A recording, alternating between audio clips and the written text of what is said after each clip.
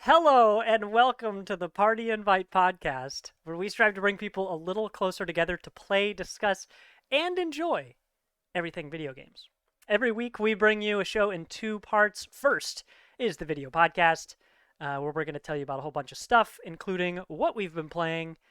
This week we're going to cover some of our favorite, our most impactful games in our community in this year, in 2022. So not just, this isn't specifically a talk about maybe our game of the year so far. It could be, but it's really just about what has this year of gaming meant to us so far. And since we've spent a lot of that time with you guys, I know that we're going to have a lot to say about that. But that's going to be the podcast half of the show. Later, we are going to be playing some Darkest Dungeon. Check out the newest updates. The three of us, in some fashion, are going to pick, name, and kind of choose influence the decisions of our ill-fated party members. So that'll be Darkest Dungeon 2 for the second half. So if you're in the future listening on Spotify, go ahead and hit up our Twitch channel and YouTube. You'll be able to find that. But first, let's talk about who we are. I am your host, Tegan. You can call me Thomas, or you can call me Tegan. My name is Thomas. Over here, we got Vilos. That's me right now, and apparently the cops are Oh, that was around, perfect timing. so, That's awesome. And we also got Sovereign Sid. Hello, it is I, the cop outside of Vilos' place. Oh shit! Whoop whoop. Pew pew. Hello, FBI. Man, so while Carlos gets arrested on camera, anybody not watching the video version cannot say that that's untrue. We're gonna get into some of these favorite community experiences that we have. Actually, you know what? I'm a fool because I don't know how to read the format of the document that I designed. First, we're going to talk about what we've been playing, because spoiler alert, we're gonna talk a little bit about Raft, which is on that list for me. Anyway, Carlos, how do I run this podcast? I don't even know how to keep myself Listen, the way we do it. It's been a while since I felt. Bring me pictures of Spider-Man. I feel like I have a dream where I don't have any pants on. This hasn't happened to me on stream in ages. I mean, we don't have to have pants on this podcast. Just throwing it out there. Who says we do? And if you're not watching, I do. I I do have as cats well. that can knock over my camera at any moment. No, I'm putting on pants. That's absolutely true. But yeah, we've got a couple games to talk about as far as what we've been playing. We do have notes here, so it's up to you guys on whether, let's see, it looks like Sav has a couple, I have a couple. Tegan, you're basically going from this through to the party topic. You but betcha. I do have a really fun intro for our party topic when we get there. So we'll go ahead and go with a game that Sav, what's your first game that you've been playing this week? My man. So, I have been playing. So recently, I got a Steam Deck. Woo boo, woo Woo, that's awesome. And it has revived my passion for some of the games that I have kind of let go by the wayside as more stuff came out. Because there are some games that are quote unquote great on deck, right? So they're super optimized for the Steam Deck. It's a really good choice if you want to play something on the Steam Deck. And one of those games, the first one on my list, is Gunfire Reborn. So, for those who don't know, Gunfire Reborn is it's a first-person shooter roguelite game, I guess. I don't really know what else to call it, but it's like an FPS roguelite. It is a video game. It's a video juego, as they say. But it's based in Chinese legend. So the first character that you are is a crown prince, who I guess is a mythical cat, and then the others are based on the four beasts of Chinese legend. So there's a white tiger, there is a phoenix, although he's green, and then there is what are they? We have a turtle. A turtle just came out, and we don't have a dragon. There's a dragon in the folklore, but we might be getting one soon. I'm not sure, but it's a really cool game. It's got lo-fi kind of potato graphics, kind of, As you and it's just a nice little time sink when I want to relax. It's one of those kind of chill games Mhm. It would definitely be appropriate for like a brunch special sometime, I think, because even though it Oh, is like an FPS, it's still got like really ambient tendencies, and the especially in the music. yeah, yeah. There's a lot to like in this. I've watched one of you guys play it. It could have been Yusav. I know that Lord Chrome also plays it. We played it together before as well. So you could have been watching his stream as well. Yeah, it's very colorful, flashy. Every time I watch it, it's run based essentially. So so each time I've watched it, I felt like I've been watching a different character. There's like I'm always seeing different guns or different uh, secondary abilities that make it really fresh. Like since I haven't played it myself, it just makes it feel like the possibilities are like limitless when I'm watching. It's one of my favorite things about that genre. Yeah, and they're still adding new content. Like I think it's only been out officially out of like early access for a year or so. Because I logged in for the first time on my Steam Deck in a while, Mm-hmm. and I got like a portrait for like the first anniversary of the outside of beta release or something like that. So it looks like they're still interested in working on the game. They added two new characters, who are the turtle and then the bunny, and she's like super sword based, like Sakura Blossom Power E. Mm-hmm. Um, so she's really neat. I immediately wanted to unlock her, but she costs soul essence, which you can only get by doing runs in the game, kind of like Hades's what is the after currency that you can use to like upgrade your stuff, like the purple currency. What is that? Darkness.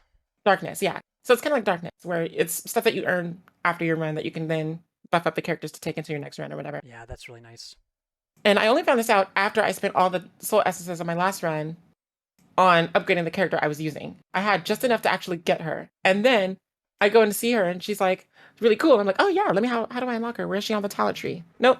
Essence. So faux pas. Faux pas. But yeah, I mean, I really have a good time. It's like a nice little sink when I want to like relax. I'll do it in the morning sometimes with a glass of tea. And yeah. It's That's high nice. octane without being demanding of your attention, if that makes sense. It totally does because I've talked to you guys about Spelunky, and I've been doing Spelunky while I have my like morning coffee. And same thing. It can be intense, but also I can kind of make it as hard as I want it to be. So It's a vibe.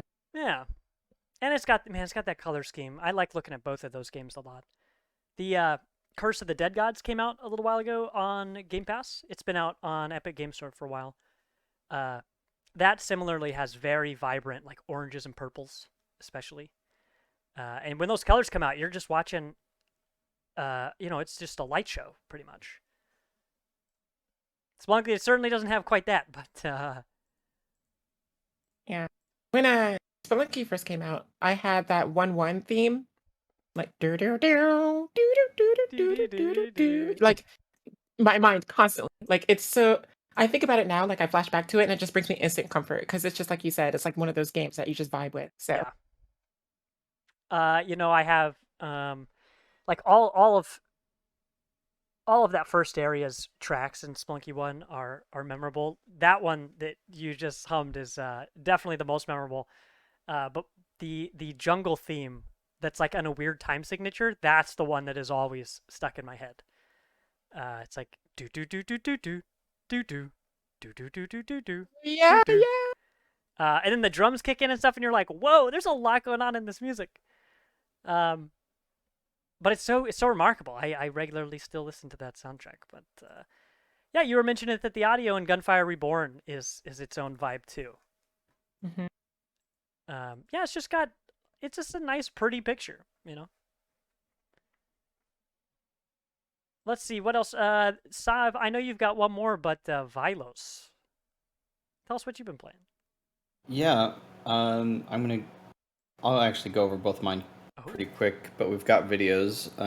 Let's go with Trover Saves the World first, I think, okie doke. or Universe. That is definitely a gear shift. Yeah, I started playing it last night.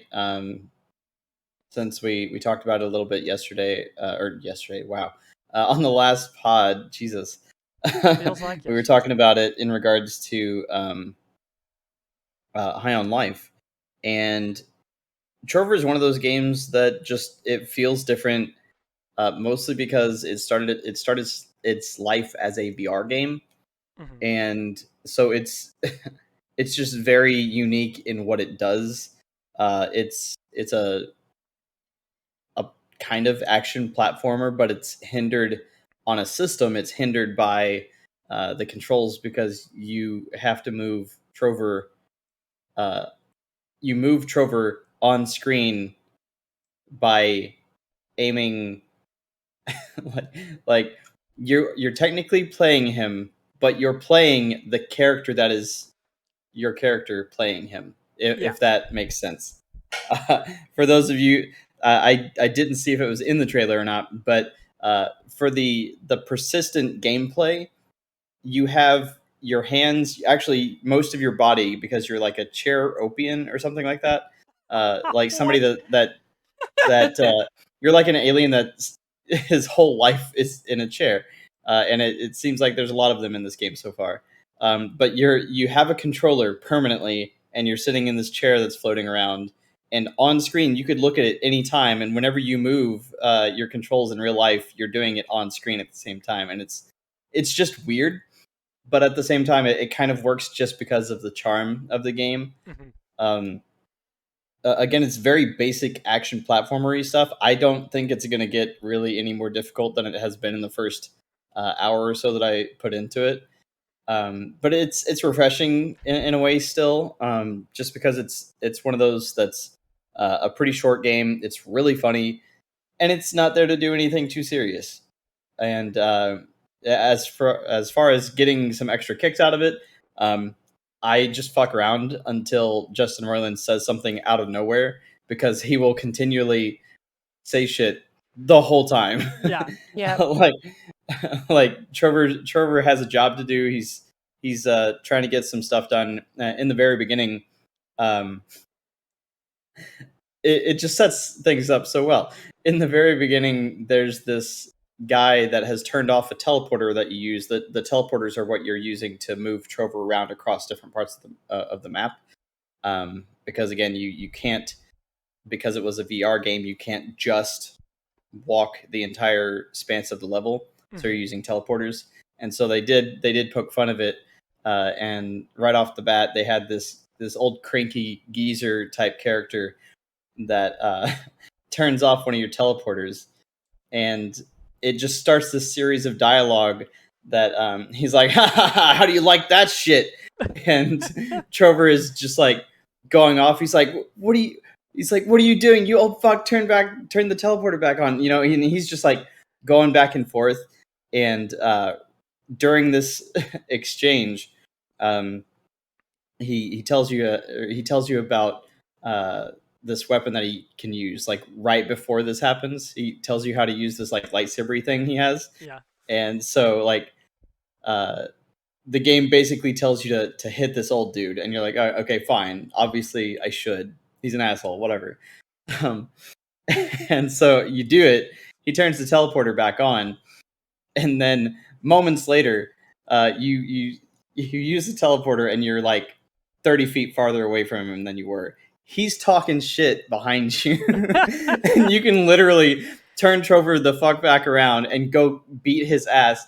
And the funniest thing is that the game not only gives you that option, it wants you to, because you beat him and you literally kill this dude, and Trover's like, oh fuck, we killed a guy and we gotta get out of here. And you've actually got to like just speedily get through the rest of the teleporters to get to the certain point in the level. And it's just so funny, and it kind of gives you that chaos moment that you don't get in every game. It's not trying to be GTA, it's trying to be Rick and Morty, just like, yeah, for sure. Squanch Games always is. Squanch Games. Yeah, but it's super funny, and I really can't wait to get the rest of the way through that. And then my other one, because I've talked about it before, is Triangle Strategy. I finished it last night. Oh my gosh, congratulations. And you beat it on your 60 first hours. night. Oh, well. 60 hours officially. 30 of those in the past 5 days. Oh, wow. You're feeling the heat, which was ridiculous, literally and figuratively. The final fight, I think I replayed it 6 times. It was either 5 or 6 tries that it took to finally beat the last battle. But you Because did you- it. Was it Whoa! a pyramid? Yeah. Was the last battle a pyramid? It was not a pyramid, Ah, although missed it was a opportunity. bridge. It was a bridge, Sav. That has Ooh. been done in strategy games before, but it was an intriguing battle. The one thing I have to say about that, after playing 60 full hours of Triangle Strategy, I did come to love it. It's not Fire Emblem, and despite the similarities, it is also not Final Fantasy Tactics. It really isn't. It has a good job system, like I said on the last pod, I think. But it just varies so differently story-wise, and some of the quality of life sort of things that a Fire Emblem does have, Triangle Strategy doesn't, just for the sake of being different. unique in in its own They're way like, here. well, we got to do something. Yeah, like Fire Emblems for a long time, maybe even before Fire Emblem Awakening, have had bookmarks. Like you can stop in the middle of a game, save it temporarily and stuff like that. So too bad for Triangle Strategy, you cannot. Wow. That's it. Like you can They'll technically mail you a 16-digit or a 16-character code yeah. for your save. Might as well, because some of these battles can take a solid hour and a half. I think that Boy. last fight did, and again, the last fight, one of them, I was easily like 4 or 5 moves away from finishing it when I lost, because the final fight, you're technically escorting these people across this bridge, Mhm. and if a single one of them dies, there's 4 of them, I think. If a single one of them dies, it's start over. Dang, escort mission, man. Yeah. Ugh, man, those are Um, always the worst. I don't think I've and ever played a single escort mission that I liked. Yeah. yeah, And there's one in Splatoon 2. Like Splatoon 2 of that's all games. hilarious. There is Of an all escort mission games. in the campaign. And I That's love really that game, funny. and I was still so mad. Exactly. And I was playing it on normal difficulty, but I swear, like, some of these strategy games are like this with AI and stuff anyway, but like here, they have 2 characters. One of them, out of the 4 that are going across the bridge, 2 of them will fuck you on purpose. One of Whoa. them is an old dude, Whoa. and he, yeah. Whose purpose? I don't know, the gods of Triangle Strategy. There's an old guy whose speed is only 2 blocks at a time, and the total bridge is like 40 probably. So it takes a ton of Oh, turns for him to get there. gosh. Dude. It takes him so many turns, and you can only increase his speed stat so much. So that guy's a liability, right? But then there's a healer that is very useful, except for some reason the AI decides if she's like behind one of my people, but she decides to heal them, she doesn't have to. She could just keep fucking going across the bridge. But if she decides to heal them, she will move backwards on the bridge after she heals me. Can you And like position your people so I she don't like know why. what is she like No. doing a big Kamehameha that's healing energy and it's just like bah That's just the flown thing. That's the thing. She didn't even have to heal any of the people in this one run. I had one person on the bridge. I had the bridge set. Like, it was so good. And then she moved back. It was a solid 4 or 5 blocks that she moved back. It was enough to stall her for 1 turn and allow all of the enemies to get onto the bridge, and just That's not what you ran want. through me. Oh Like, no. it was like I was so pissed with the final stage, but overall it was such a good experience. For She's those a of you spy. that yeah, for those of you that like the intrigue of Game of Thrones, like, just get into Triangle Strategy. It's talky as hell. Like, there's so much dialogue, and technically you can just turn it on auto and listen to it. It is all voiced basically, so With professional voice actors. yes. It's a fantastic story. Unfortunately, if you are looking to get the golden route, which is what a lot of people that play Fire Emblem are looking for, that perfect decision making story, the perfect decision making story makes it like 10 times harder. Oh, really? So I didn't get that.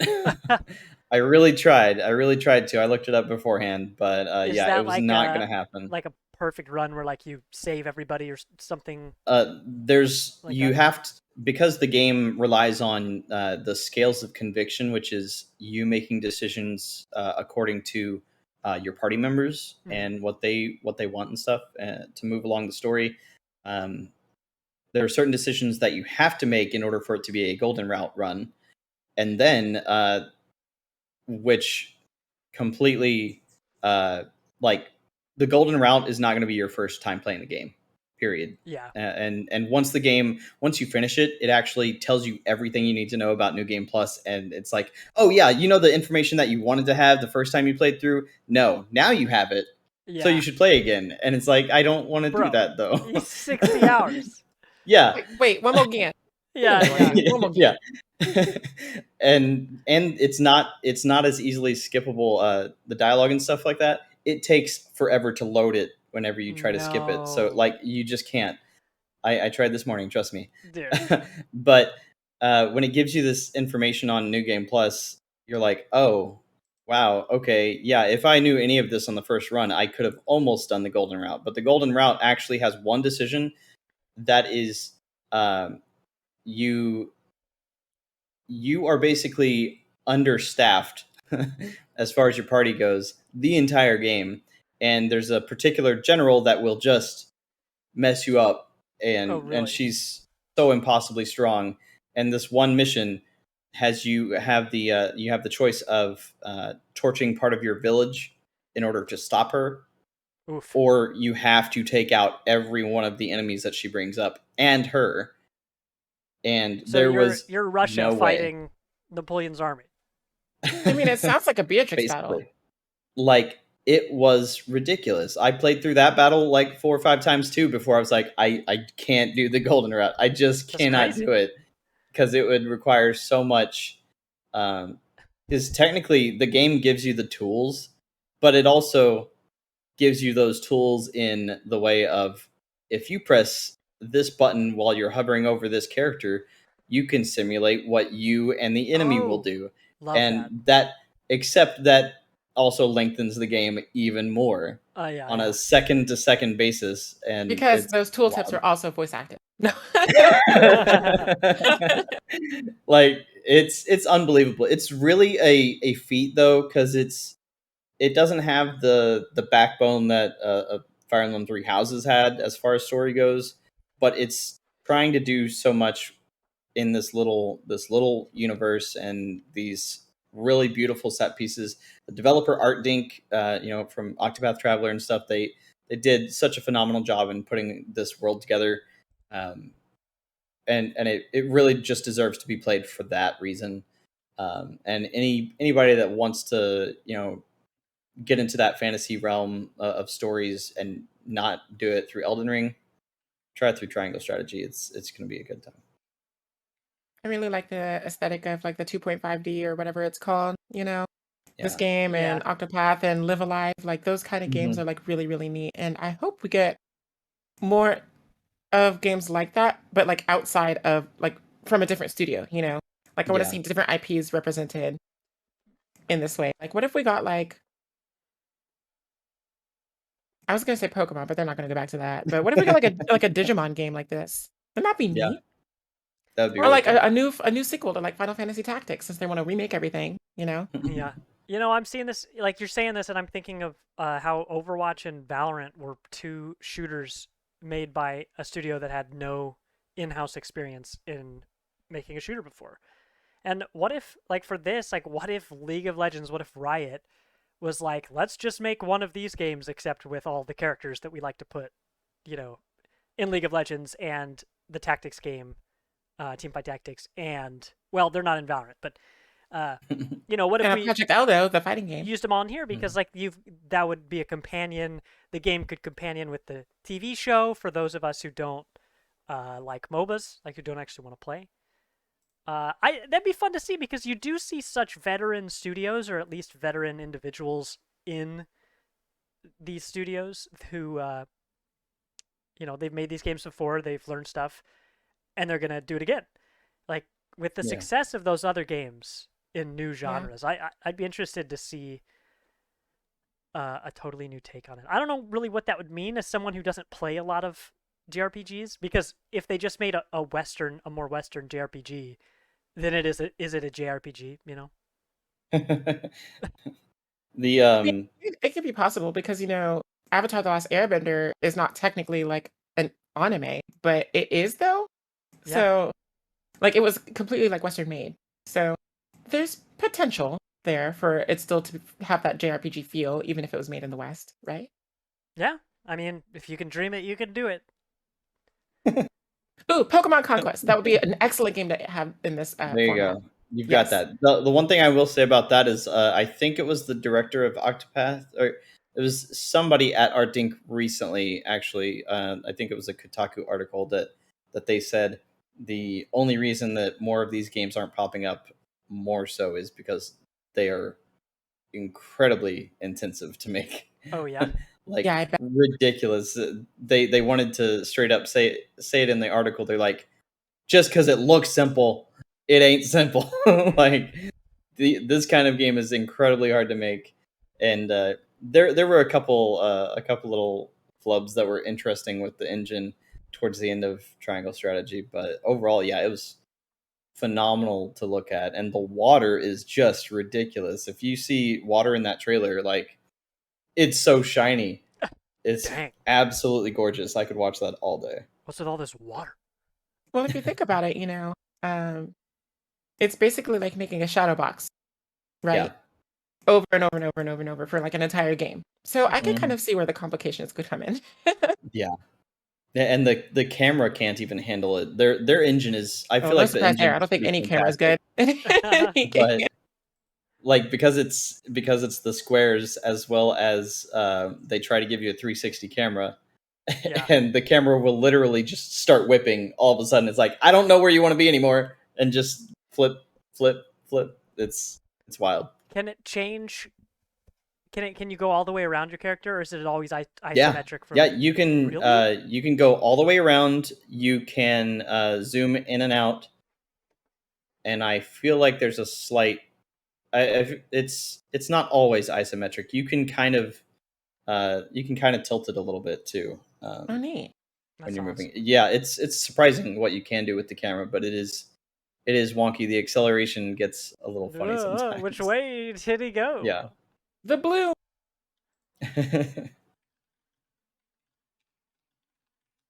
But it looks like Saab, you got another game to talk about, right?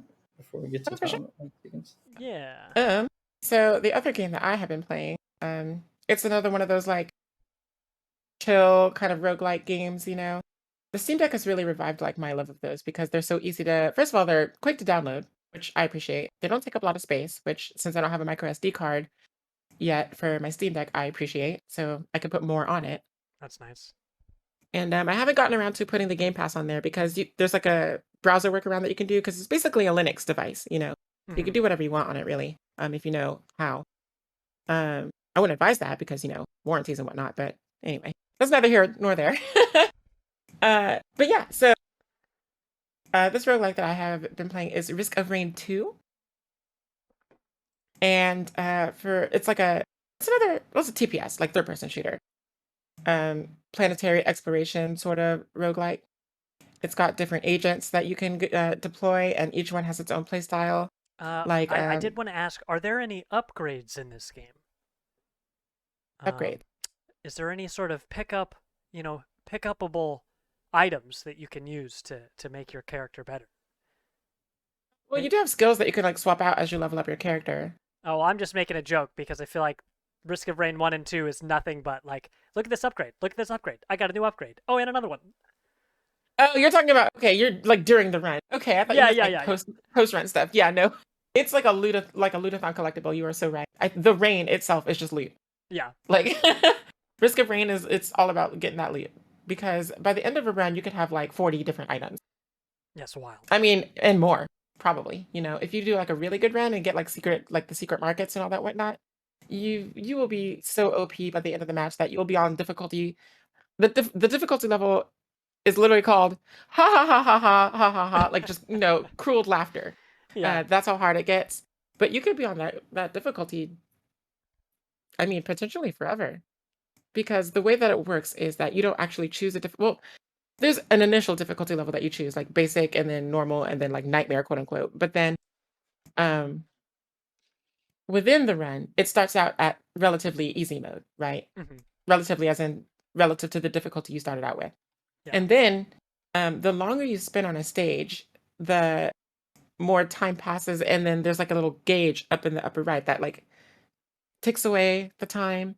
And as the time goes on, it gets harder. More enemies start to spawn, they become tougher, etc. So the longer you spend on one stage, yeah, you might get a bunch of loot, but also you might get a bunch of boot. Like they're gonna be kicking you. So Yep. the whole game is just like, it's not urgent, but you do need to manage your time wisely if you want to make a run that you will survive in the end. Yeah. I've always taken too long trying to squeeze every ounce of juice, from the environment. It's always bad. It always leads to me brutally getting killed at the highest difficulty, spectacularly. The enemies go, at least in my experience, because I'm always just like la-di-da in some corner. They go from like totally fine, like a reasonable challenge to my goofy halfway equipped ass. And then suddenly they've all got skulls, and I just have to run. Like I just am running all the time. The skill is literally like a Kirby game, It's just like, oh, look at the cute little puppy. Okay, now fight God. Ah! Yeah. I'm down. Sign me up. That's But nice. the rate at which that happens is just, sometimes it could blindside you because the environments are so fun to explore. It's got Yeah. that really ambient, like chill music that you could just lose yourself in. Like this is definitely a soundtrack that I would recommend. Like if you need to relax, like if you're trying to go to sleep or something like that. Yeah. Throw on some rain sounds and this soundtrack and you are in heaven, like for real. I don't listen to the second game's soundtrack that much. I haven't really given it a fair shake, but the first game has a great soundtrack. The composer's name is really remarkable. I think it's Chris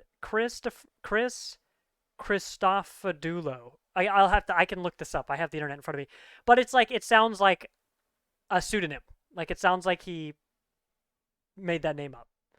It's definitely like a Bethesda name for sure. Yeah. Like I could see that in like one of their RPGs or something, Yeah. Let's see. Risk of Rain composer Christodulo. So Chris. Wow, Not you're too far right. off. And then Yeah. and then his last name is Chris, Christodoulo. Christodulo. That is a name. That is a name. That's It's easy to remember, which is wonderful. Which is why I'm like, it seems like a synonym because it does a great job. A name like that markets itself. That's all I'm saying. Well, he did a good job. I mean, if he's the composer for the second one, then I mean, hats off, because I just love. Sometimes I'll just vibe to the menu music. Like Yeah. when I was trying to get everything set up on the Steam Deck to try and stream through Discord, which we got the video set up, but we still need to figure out the audio because I mean, I think it'd just be really cool, Yeah. especially once I get Rogue Company on there. You guys couldn't hear the audio, and I was so distraught because like the audio's, I mean, it's really good. I don't want to say it like makes the game, but it's like really good, y'all. But it's an experience, yeah. Yeah. I checked. He also did Risk of Rain 2. So he seems like their in-house, their guy, just like Darren Korb is Supergiant's guy, because he's done both Risk of Rains. He's done a game called Deadbolt that they made. I couldn't tell you off the top of my head who the developer is, but it's that same thing. Yeah, they made Deadbolt, and I think they made one more game. I can't remember.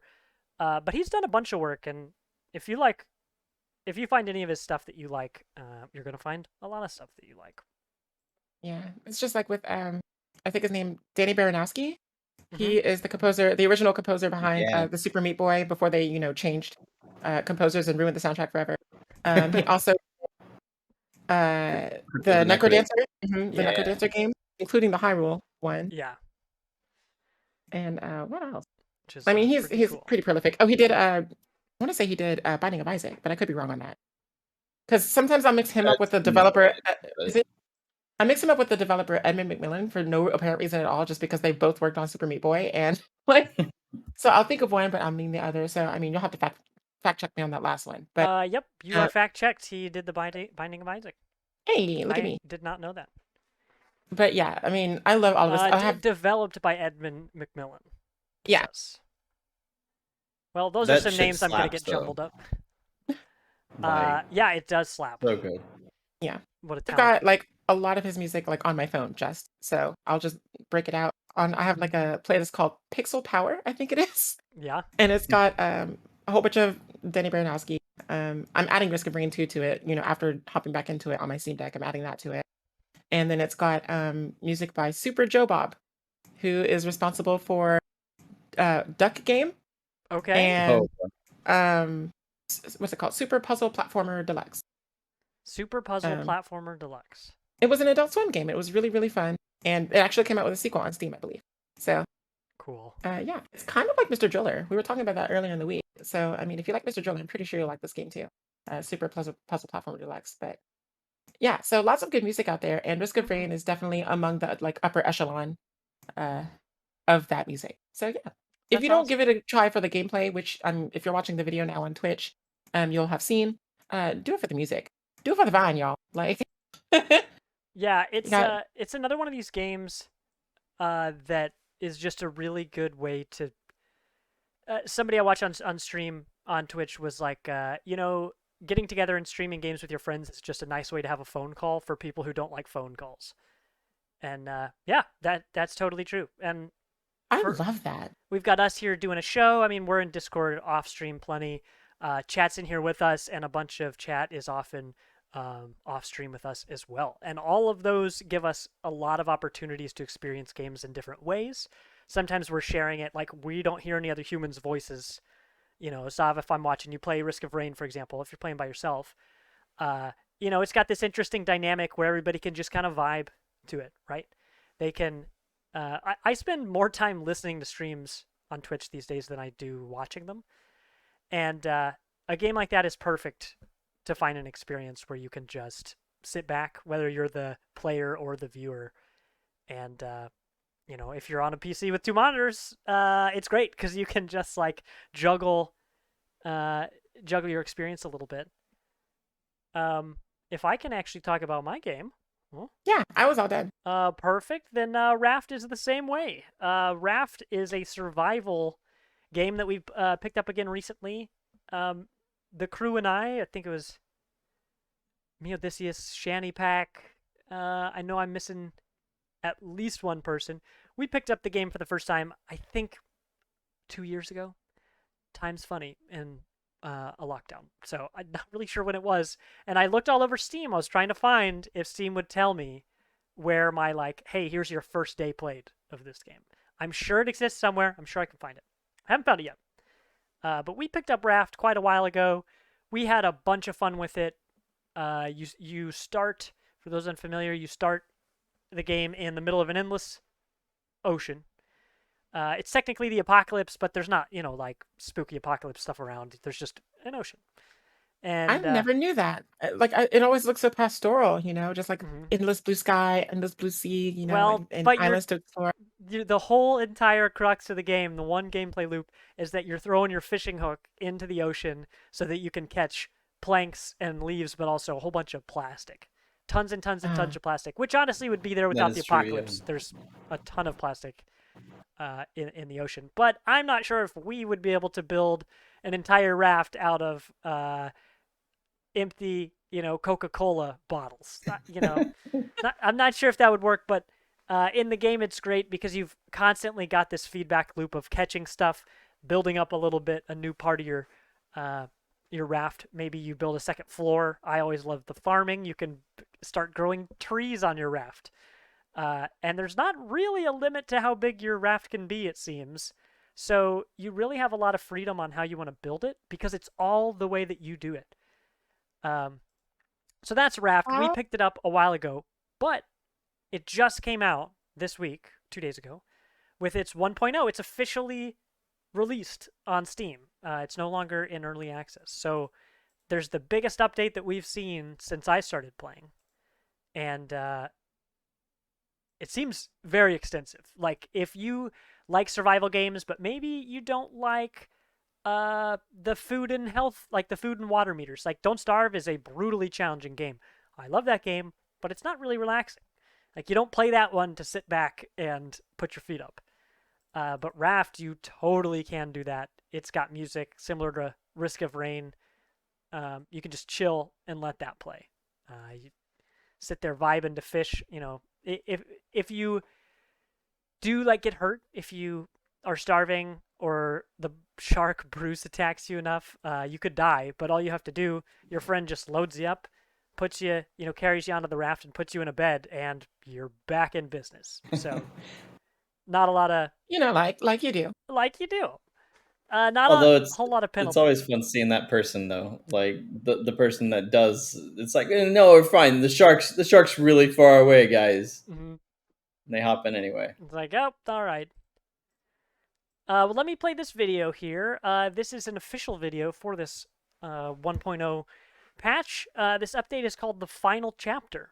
So, from what I've seen of it, which is only the early game, because even though we spent a ton of time playing on like Sunday night, I think, on Tuesday night they surprised to us released this update. So we were like, well, we just played for 6 hours like practically yesterday, but time to start a brand new save file.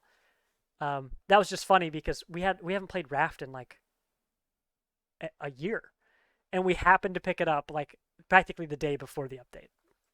So I've only seen the first few hours of the updated game. There's new stuff where when you visit islands, you can actually trade stuff, which is brand new. We've never seen like markets or currency or anything before. The video shows NPCs, lots of new things you can build on your raft, including there were like pipes, like plumbing, it looked like. We've got a bunch of stuff. What are they called? The wheels that turn for hydropower. What are those called? Water wheels? Water wheels, I guess. The things you see on, Steamboat Arabia. Yeah. Yeah, I think they're just water wheels. Well, water wheels, whoever invented those really should have named it after themselves so they could, be remembered forever. Maybe it was invented by Mr. Water Wheel, but I think the chances are slim. Dr. Water Wheel. You can build up your raft and just customize it in a bunch of different ways. Like any survival game, my favorite part is the beginning where you're starting from nothing and you're, custom building anything you want in any order you want. And we're playing with 4 people right now. And with 4 people, it speedlines the whole process of everything you do, which means you get to actually see more of the game without having to do everything with your own 2 hands. But that trailer we just watched has a ton of end-game content too, like a lot of end-game content, which means, like my issue before was that by the time I got my base set up to how I wanted, I was good. Like, there wasn't anything else the game had to offer me that I, like, loved. There are a few things, like, story-wise, you visit these special islands that have cool things to look for and, explore the story. Like, you play for, like, 10 or 15 hours before you even see the story, technically, of that game. But before, I didn't really care about it, but that trailer showed an Arctic area. It showed underwater areas. It showed futuristic city. Labs and everything, like that looks legit. That's tempting enough for me to play it. Looks like a whole game now. You nerd. Technology, count me in. So that's really exciting. To have a good crew, since we just all refreshed ourselves on this game, the second the update hit, we all already know. We're like, okay, you're doing fishing and cooking. We're gonna give you all the extra planks, and you're gonna be our city planner, basically. You're gonna go hunting, chopping trees on the island, and I'm gonna go digging in the reef and like maintaining the base. And I love figuring out when you've got a regular group, kind of figuring out the way that each of you plays, and so then to take that information and then explore a bunch of brand new content like this is the most exciting time to be playing a game like this. So that's Raft. The final chapter update is here. That game is on sale a little bit. It is normally $20 on Steam. Let's see, do I still have it in front of me? It's I think $17. Honestly, it's worth it to be the most relaxing survival game that you've ever played. If you're somebody, like I said, who doesn't like the imminent threat, the timer always counting down of a survival game, then this is the one that you should actually try, because death doesn't really mean anything in here. And especially when you're playing with friends, like, you're going to have plenty of resources. You don't need to worry about getting enough food and stuff. So I mean, it's basically the mechanics are like just a fishing simulator. Yeah. To get all the resources and stuff. So yeah, that's nice. We built a nice cabin. Deadpool, who is our city planner, he built a proper cabin. He put up a big sofa and 2 armchairs, and we got the 4 of us sat down. We took a screenshot. I'm gonna share that later. But it was nice. How Like, opulent. you know, because we know how to progress through the game so quickly at the beginning, we're able to spend more resources on like actually looking cool and making our raft, giving it a bunch of vanity updates instead of only going for progress, which we've done plenty of times. But they give you a lot of things to build. You can build a motivational quote to put on your wall, and it's one of those things where, like, whenever you put it up, it has a random chance to pick from a bunch of ones the developers put in there. So I'll have to look up. I wish I could remember what any of them were, but of course they're water puns, right? Who's gonna make a game like this and not just have a bunch of puns lined up? So they were like, all right, motivational poster, we're putting it in. Maybe that's all this update is. It's just more motivational posters. Well, anyone who doesn't like puns is gonna feel my raft. Oh boy! All right. Well, that's gonna transition us into the party topic. Even though I just talked a bunch about Raft, Vilos, you said that you might have a little something for that. Yeah. So for this party topic, I've got this nice little thing about it. So guess what? What? Not only did we start summer officially, but we are halfway through the year of our savior, Xenoblade 3. That's 2022 for everybody that is not aware. So that also means that it's time to reminisce over our personally most impactful games of the year, as well as bringing any newcomers that are in chat or listening to this after, bring everybody into the fold for our community's most played games in the first half of 2022 as well, because there have been some great moments this year. Mm-hmm. If you didn't know.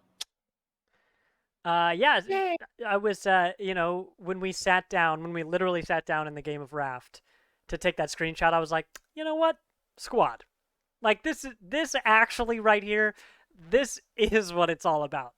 Like, you get the warm fuzzies looking at the crew, it's like having a tabletop group.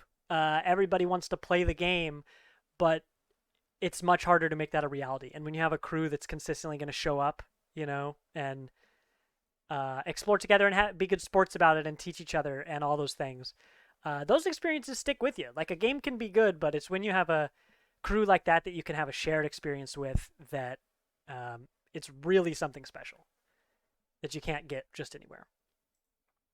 Well, how about you guys? If I just told you all about Raft, Sav.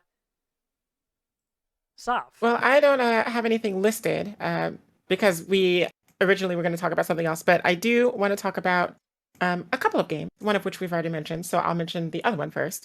This one has really revitalized my love of just joining a new community and staking a claim, getting to make new friends, and then also becoming like an important influence within that sphere, That's kind of like how I felt with Knockout City when it first came out.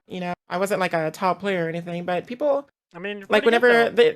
they like saw me, Yeah. they were just like, oh my god, it's Sav, hi, what's going on? And it's really nice to be welcomed into a community like that and have like the players' respect. And so this game is not even out yet, but it is Multiverses.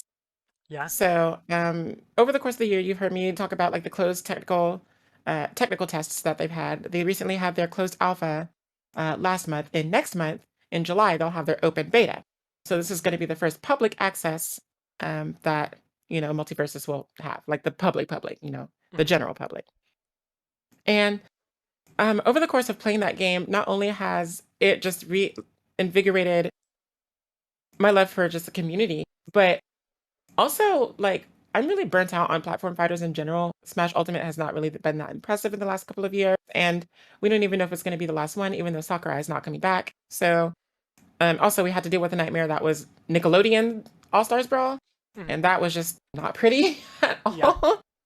So I was losing hope. It looked like Rivals was going to be like the front runner, Rivals of Aether, which isn't bad, because they're pretty good by standards today. People hold it to like Melee standards, which is like a shining beacon of platform fighters.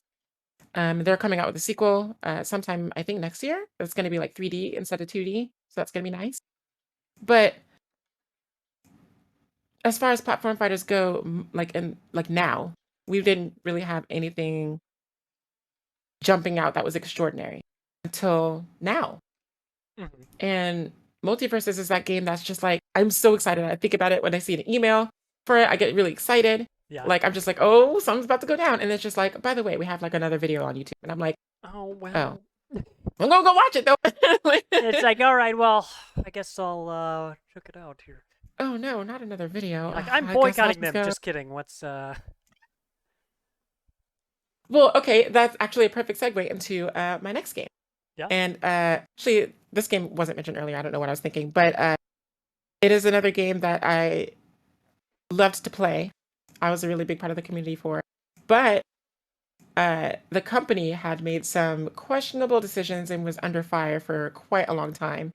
They are recently trying to turn themselves around, but it's still up in the air whether or not it's just performative or if they actually mean the change they're trying to do within their culture. So that game is Overwatch. So recently we've been playing a lot in the Discord, and at first I kind of like naysayed it because the boys club, tough, laissez-faire, like, dude, that one video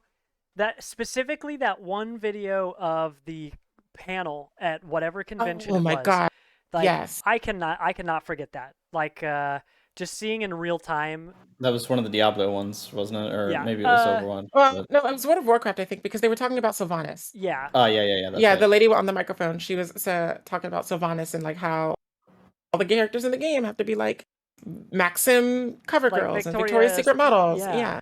And they were just like, sorry, I'm talking over you. No, you go ahead, because you probably remember it better than I do. Basically, whoever it was, one of them, and then they all chimed in to like pat him on the back, was like, yeah, why would we make characters that looked, that weren't like super hot and the most, that weren't like these babes, basically. And like the way they said, like the words they chose and the general idea of what they were saying, like every single thing, the way that they had said after this video came out years later. So this was just like in the past couple years. It's like a couple of years ago, yeah, but the actual video itself was from like a convention. Yeah, it was like maybe a decade ago. Yeah, it was a while ago. Yeah. But watching that just made my blood boil. Because you could literally hear the like of everybody in the crowd. Yeah, and then the audience was just really egging them on. And it was like a serious question, and they answered it with just flagrant disregard, for a totally valid question. But yeah, boys club stuff, like you had said, you see something like that, and you're like, it reminds me that just because you can't see what's going on behind the scenes doesn't mean that it shouldn't matter. If you knew better, you would do better. And now that we know that it's like that, then you have to respond to that. And so, yeah, it's been tough deciding, like, do I want to care about this game? Because, we're talking about it now as our community segment, like it's been impactful right. and fun. And we've had lots of great opportunities, having a big squad, up to 6 people in there. So it's like a fun game to play with your friends, but then it's like, yo, do I even want to associate with even playing the game? It's tough. I remember that was kind of a fight that you were having with yourself too, a little bit ago. But I figured, like, as long as I'm not giving the company any of my money, which I'm not, and I'm not buying that beta 2 pack or whatever, because that's just ridiculous. Um, Yeah. I feel comfortable playing the game, Yeah. especially if I'm, doing it with friends, I feel at most safe there. Yeah. But the reason it's impactful for me is because it's really opened up this conversation to the public about culture, like gaming culture in business outside of recreation, Mhm. because everybody gets like the toxic lobbies when they're playing shooters, especially, I mean, the whole reputation for toxic lobbies started with Modern Warfare 2 and Halo. So, like on the Xbox. So people expect like vitriolic behavior from their rando teammates, their blueberries or whatever. Yeah. But then when you peel back the curtain and you see it going on and being not only perpetrated, but venerated behind the scenes, like that's when it's like, oh, okay, this is why this is the way it is, and we need to change that. Yeah. And so that's why I And you feel it's can't been trust impactful the for me. people to like if the customers, if the players decide that we want that change to happen, as long as those people are still in charge, nothing will change. Exactly. Yeah. I think what really changed it was that video, the video that you mentioned earlier. Yeah. That's what really got it going, and then everything started coming to light, and then Blizzard was under investigation for its, malpractices, and then, it's like a it just whole kept cycle. It's going. like a domino effect. It And snowballed like May's new snowball ability. man, I love that mode. I really do. It was so satisfying to just like get all the achievements from that. No, I mean, But I was talking about how her character oh, in in like the Overwatch 2. PVE, yeah, in Overwatch 2 has a new, new fresh PVE abilities, but yeah. I haven't been lucky enough to get into the beta like you have. I have not. I just watch. I remember the trailer showing that. Oh, fun. Yeah. I'll have to check that out. But I think, they just recently hired, I can't remember what her position is, but like a black woman, like as the head of something. And that's why I'm just like, okay, that's cool. But I mean, is it like, is it a diversity hire or is it like performative? Like, what are you trying to do? Like, where's the actual action? And then I want to see even if it is change. the best it could be, is it enough? Right. Like, is this the only change? And if it's not, what else is going on? And yeah, that's One of the things that I was like talking about actually last night with a friend was Sojourn and how I hated that she was just like, she appears quote unquote black, right? She's like black Canadian. But she's just a robot, you know? They actually changed it. Originally, she was forced to undergo the cybernetic procedures. Now, story-wise, she elected to go under those procedures for whatever reason. But I talked before in the past about how she was basically Soldier 76, the sequel, right?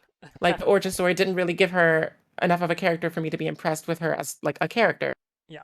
And then finding out the dehumanization of her just made it all the worse because then we're back to that same trope with Disney, turning all the people of color into animals. Yeah. So that they can, quote unquote, be more relatable and quote unquote be more marketable to a wider audience, quote unquote. Yeah. So like that just got my blood boiling all over again. And so that's another reason why I feel like it's been impactful is because it's opening up all of these conversations that you don't really think would happen in this industry in the current atmosphere that we're in. And I'm glad for that because now change is happening slowly, but it's happening as all change does. But people are aware. People are more vocal. People are raising awareness and bringing attention to things that, I mean, just don't add up. So I'm really thankful for that because Overwatch itself is a really, really fun game. At its core, it's such a fun game with excellent lore, beautiful environments, and just crazy fun characters to just play as. Yeah. And in another studio's hands, I wonder what it would be like today, But it was with ABK, so what we have is what we have. And, I'm grateful for that. But could it have been more? So those are my impactful games of the year. I know Overwatch didn't really come out this year, but Overwatch 2 is coming out this year, assumedly. So I figure that kind of falls into the umbrella. Those are the ones I wanted to talk about. You know That what? makes sense. Let me find this real quick. I know that there's supposed to be another for people who do want to play Overwatch 2. There's another beta. The newest one that's coming out, I think, is in October. I think, but that's the one that you could also buy your way into. You don't have to. You could just sign up you could just opt in for beta access, and they'll perchance mail you a link or whatever, a code. But you could automatically guarantee yourself day one beta access by paying $40 to unlock it. I see. Which I guess is fine for people who don't already own Overwatch because it comes with the Legendary Edition of Overwatch or whatever. Yeah. But then again, that means giving Blizzard your money, and I'm not doing that. So Yeah. even if it were a good deal, I'm not going to do it. And it's not a good deal for me anyway because I already have Overwatch 1. So Yeah. There's a ton of stuff changing with that game too, and it seems like the biggest changes, like the game's not even out yet, but they've announced things that are going to be available later on around season 2, which starts in either November or December. I want to say December. Yeah.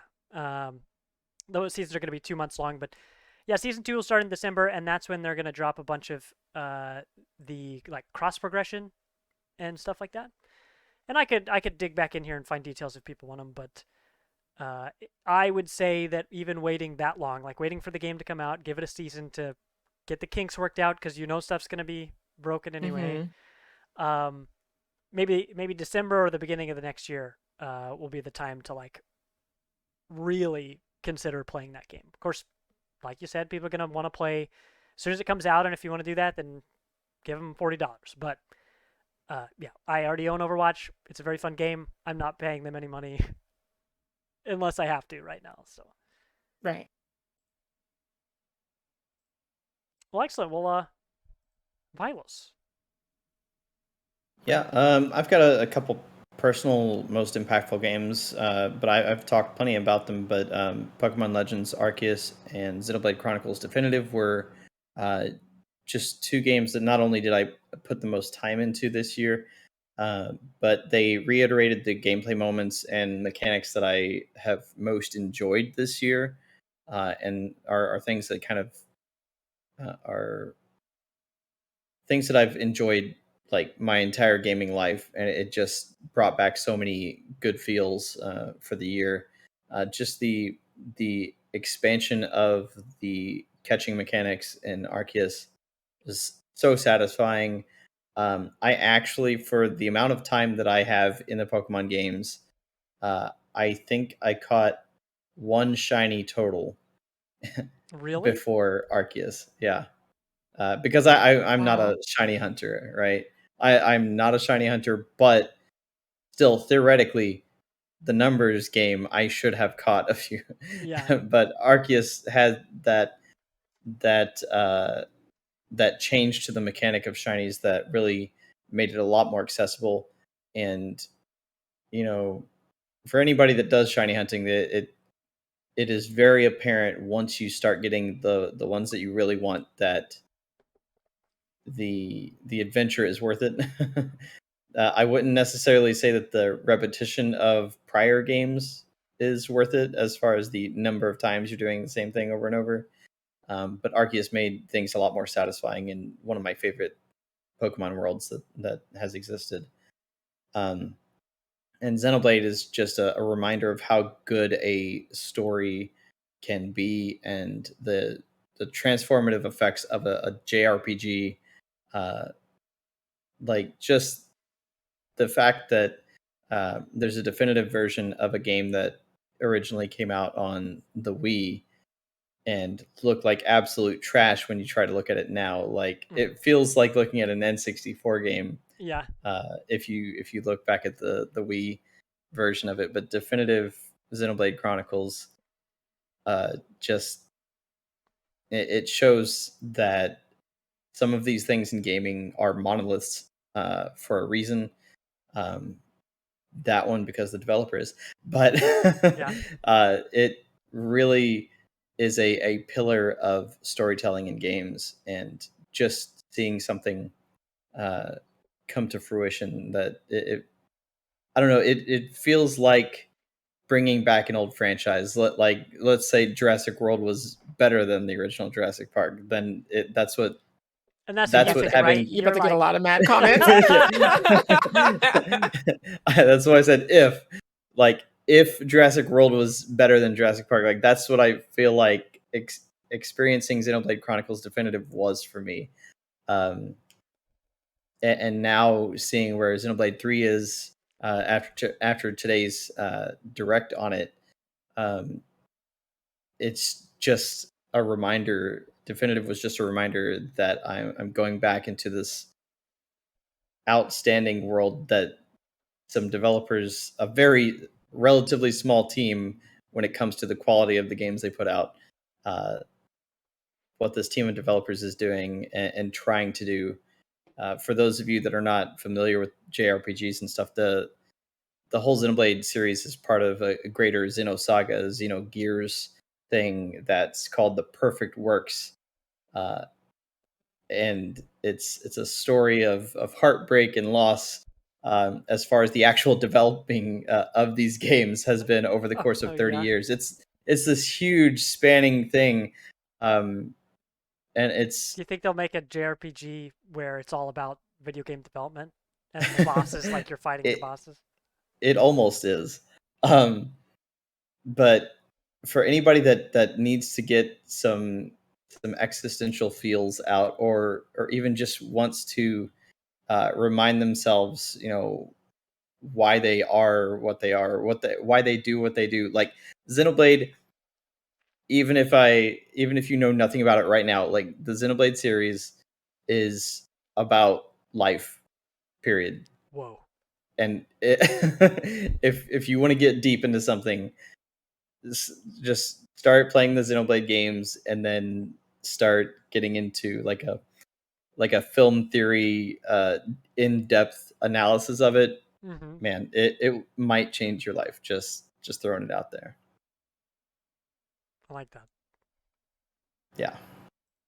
And then as far as community stuff goes, I mean, we had such a year just in its first 6 months. I mean, we had so many groups of Halo Infinite, Rogue Company.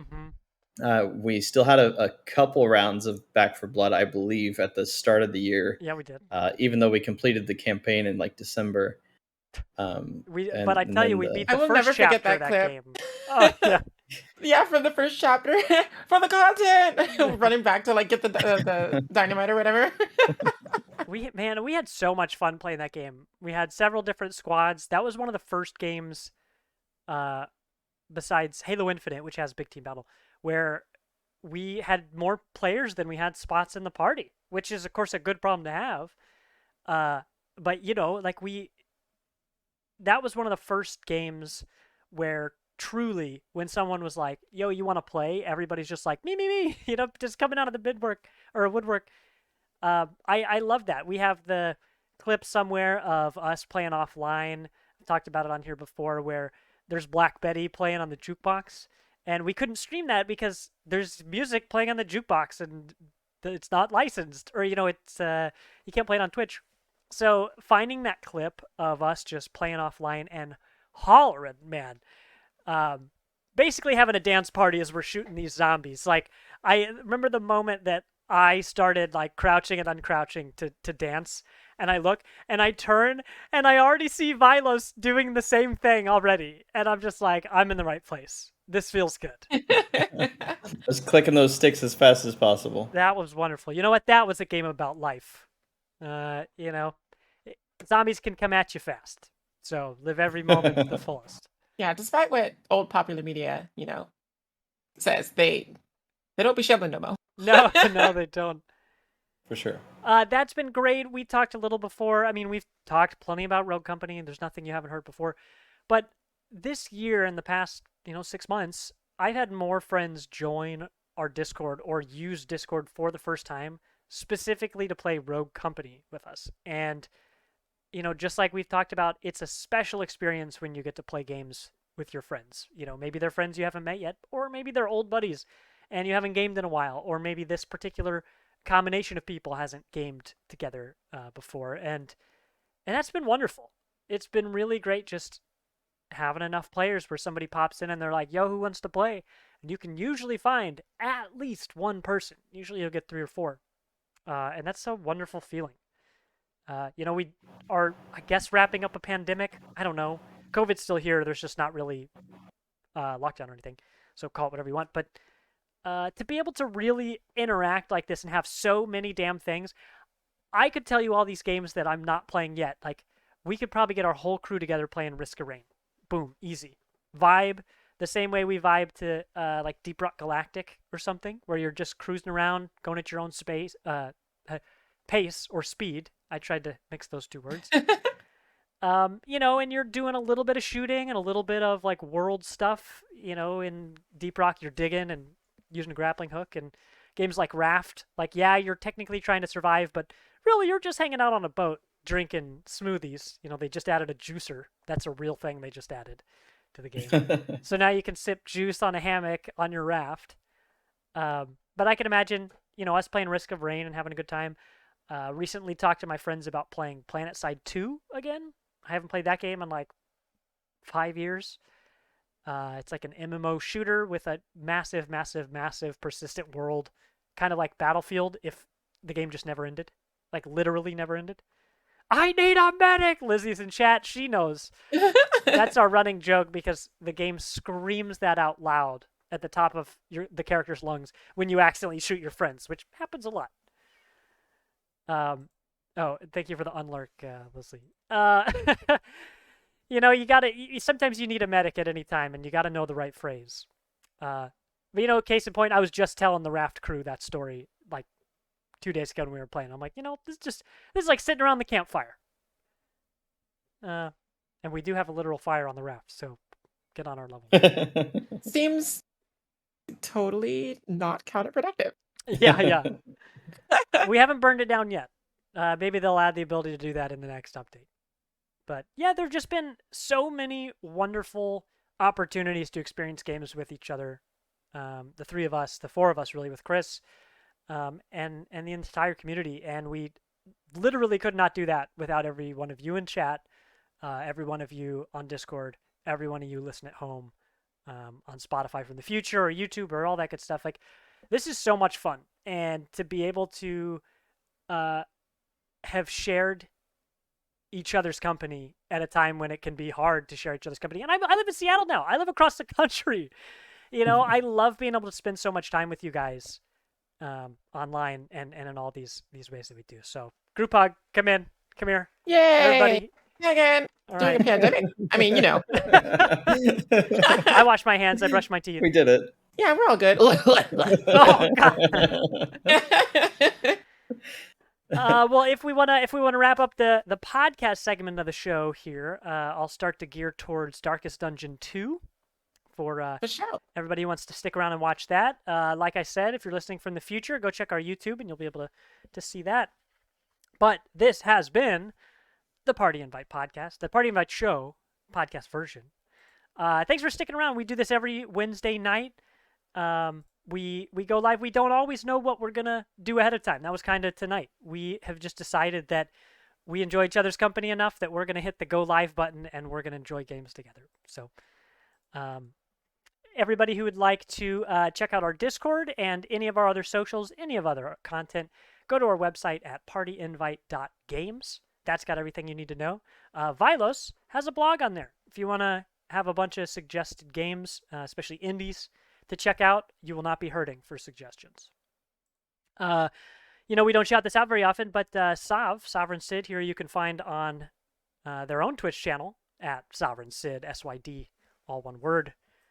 Here on Twitch, so go check that out. Do you guys have anything else before we switch gears here? Just a quick shout out on the we are working on a subathon coming up in a couple weeks. Everybody that's listening or in chat, so we are planning that shiz right now. So if you have any thoughts on what you'd like to see in order for us to earn that sub, then let us know. Give us a shout out. Otherwise, we're planning some big stuff for you in a couple weeks. So yeah, keep a lookout. I'm very excited for that. Me too. We'll get you a date as soon as we got it, and trust me, you guys will know it the moment that we're ready to share. So, Beans chats in chat. Thank you, Leslie. Like I said, we got some behind the scenes beans on the way soon, so look out for that. Let's hit the BRB button, and thanks everybody for listening. We'll be back shortly. Bye. Bye.